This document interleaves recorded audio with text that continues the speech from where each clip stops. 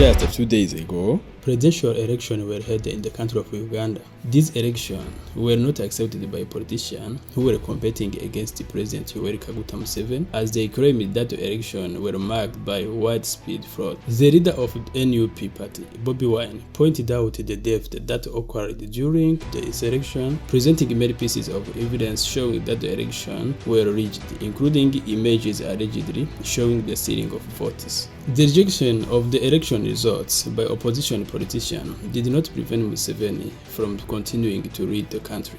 On the contrary, several heads of the state from neighboring countries continued to send him different messages congratulating him on his victory.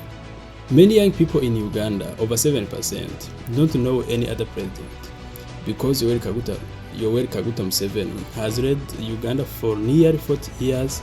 Many people continue to wonder about the secret and the strength he has used to rule the country for such a long time, why citizens continue to support him, and how it appears that he still speaks with confidence. What is the secret Museveni has used to remain in power for 40 years without major unrest and without being overthrown? Many people ask these questions. These and other issues are what we are going to discuss. When Museveni came to power, the country was facing many political problems, but after taking leadership, he transformed the country from the chaos to order. His authority extends to all sectors, and many people are surprised by how he manages to control everything: government institutions, opposition parties, the military, foreign actors, and even internal affairs within his own party, NRM. Let us talk about it. During the campaign period in Uganda, the NRM party continued to demonstrate exceptional strength. It was clear that the party enjoyed wide popularity among the people, thought that President Museveni was likely to win the election easily. NRM is one of the parties that has managed to build strong structures from the grassroots to the highest level of power. It also has sufficient resources, largely due to the long time it has been in power in Uganda. A report titled How Strategic Choice Empower President Museveni, written by Julius Winkors, shows that the party has been able to take advantage for the resources it possesses. Many citizens know only this party as it reaches deep into rural communities due to the way its structures are organized. The party presents itself as the only capable force, relying on its resources to convince the population. Uganda has experienced nearly 40 years without major security problems, which corresponds to the time Museveni has been in power. This is remarkable because such a stability had not existed before Museveni's leadership. The functioning of the NRM has become so integrated with the state that it is difficult to distinguish between government actions and party actions. This also explains why many government employees are members of the NRM. When President Museveni and the NRM were preparing for elections, the situation was very different for the other parties such as the FDC, which had been the main opposition party for the past 20 years. This party is now deeply divided. Dr. Kizza Besigye, who had become a symbol, had spent many time in prison. Even before his arrest on treason charges, the FDC had already begun to fragment, with some claiming it had been infiltrated by NRM operatives. In 2023, the party signed a cooperation agreement with NRM, especially after its leader was appointed to a position in the Uganda government as a justice official. Another party considered capable of challenging the NRM, but which failed to win the election, is NUP, led by Robert Kyagulanyi, known as Bobi Wine. He is a famous musician, which is how he first became well known. However, today he spends less time in music and more time in the Uganda parliament. In 2020, when he launched the NUP party and announced his intention to run for president, many people saw him as a savior because of the problems he highlighted and the solution he proposed if elected president. He used language that resonated strongly with the population, especially the youth and the urban poor. He presented himself as someone who grew up in the ghetto and who understood real life better than President Museveni, who had been in power for decades. Bobi Wine has repeatedly faced repression from the state. Many of his party meetings were broken. He and many of his supporters were arrested. Some of his followers were killed and others were tortured. This discouraged many supporters. Additionally, the party suffers from limited financial resources, making it difficult to reach rural populations.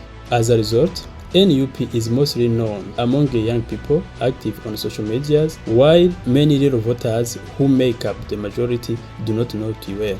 Another challenge of NUP was Bobi Wine's behavior, which some view it as emotional and driven by anger, giving the impression that he sought revenge against Museveni rather than focusing on national reform. Some analysts argue that if Bobi Wine came to power, he could become a strong dictator, pointing out that NUP leadership largely consists of his close friends and that international criticism is not tolerated. Another major obstacle for NUP was the growing influence of Museveni's son, General Muhoozi Kainerugaba, the Chief of Defense Force of Uganda. For about 4 years, he has worked to win the hearts of young people. Since 2022, he has toured the country promoting what he calls the MK movement, claiming it seeks to bring changes in Uganda by addressing youth-related issues. This caused the controversy within the military, as many questioned how Museveni allowed his son to mix military and political activities. Muhoozi even publicly criticized some action of his father's government and the ruling NRM party. Within the NRM, this caused confusion, with some believing Museveni should have stopped his son from damaging the party's image. However, Museveni allowed him to continue. As a result, many young people identified with Muhoozi. He had more resources than Bobi Wine to travel across the country, and unlike Bobi Wine, he faced no restriction on holding public meetings. Being a high-ranking military officer also gave many Ugandans confidence that the army would support him more easily than it would support Bobi Wine. Many expected Muhoozi to run for president, but he later announced that he would not contest and instead argued his supporters to give their votes to his father. This significantly weakened the NUP, which remains largely urban-based and poorly known in rural areas where over 7% of the population lives. Apart from FDC and NUP, other opposition parties such as UPC lack significant grassroots support, which further increases President Museveni's chance of winning election without difficulty. Other candidates opposing Museveni include figures from smaller parties such as Bobi Wine for NUP, General Mugisha Muntu of Alliance for National Transformation, Neidan Nandara Mafabi of the FDC, Mubarak Munyagwa Serunga, Elton Joseph Mabilizi, and Frank Kabinga Burira and Robert Kabisante and Robert Kasibante, none of whom pose a serious threat to Museveni. Museveni has been able to closely monitor and control opposition figures, giving him confidence of smooth victory in election.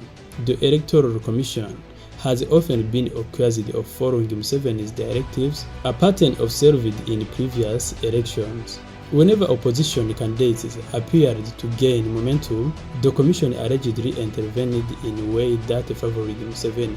Opposition parties often highlight persistent problems such as unemployment, poverty, and widespread corruption, arguing that Museveni has failed to address these issues despite being in power for 40 years. On the other hand, NRM supporters argue that no better president exists, pointing to infrastructure projects such as roads, industries, and Uganda's first oil refinery as evidence of Museveni's achievements. On the international stage, Museveni is seen as a strategic and intelligent leader who promotes national stability and security. The European Union considers him a key regional partner in the Great Lake region, while China and Arab countries also maintain strong relations with him. Uganda contributes troops to peacekeeper missions such as AMISOM in Somalia and hosts one of the largest refugee populations in Africa, reinforcing Museveni's diplomatic credibility. Museveni has also demonstrated skill in dealing with Western countries. In 2015, he faced pressure after signing an anti-homosexuality law, which he later repealed. Similarly, under pressure from the United States, Uganda withdrew from a regional CFA-related debt initiative. Analysts argued that Museveni knows when to resist and when to compromise, which helps him maintain international support even when elections results are disputed. Ironically, when Museveni first came to power, he criticized African leaders who overstayed in office and even wrote a book arguing that Africa's problems was leaders who stayed too long. Later, when he questioned by journalists, he claimed he referred only the leader who were not elected. More recently, he stated that he had not overstayed but was kept in power by citizens who loved him. Museveni has also skillfully manipulated the constitutional laws to suit his political needs. The 1995 constitution limited presidents to 2 terms. During the 2001 campaign, Museveni compromised it would be his last term, but later removed term limits, allowing him to run again in 2006. Later, the arrogant limit of 75 years was also removed, enabling him to continue contesting election.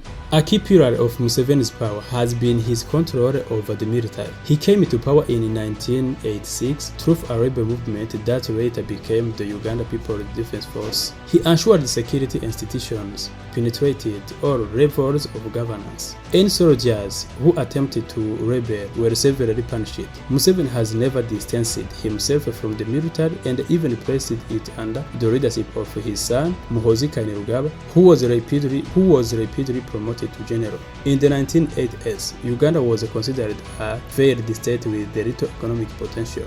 Museveni worked with international institutions such as the World Bank and re-engaged investors experienced during the regimes of Idi Amin and Milton Obote. Uganda's GDP grew from about $4 billion when he came to power to over $60 billion today. Foreign aid continued to increase despite his long rule. Initially, Museveni banned multi-party politics, claiming it caused division, but later restored it under international pressure. However, this did little to weaken his grip on power as he continued to control opposition parties and amend the constitution to his advantage. Constitutional amendments passed through parliament dominated by NRM members, often involved bribery and incentives to win opposition support. In April this year, Museveni reportedly gave each MP, both from NRM and opposition, 100 million Uganda shillings. According to the Daily Monitor, he justified this by praising their discipline and citing their financial difficulties. Another strategy Museveni has used is controlling the judiciary, especially during the election periods. Since 2001, presidential election disputes have always ended up in the Supreme Court. These factors have strengthened Museveni's rule and increased his chances of remaining in power. Many issues that would normally remove a leader from office have been systematically addressed or neutralized. However, politics is unpredictable. Let us wait and see. My name is Carmelo. This is Carmelo Entertainment. Subscribe so we continue together. Thank you for watching.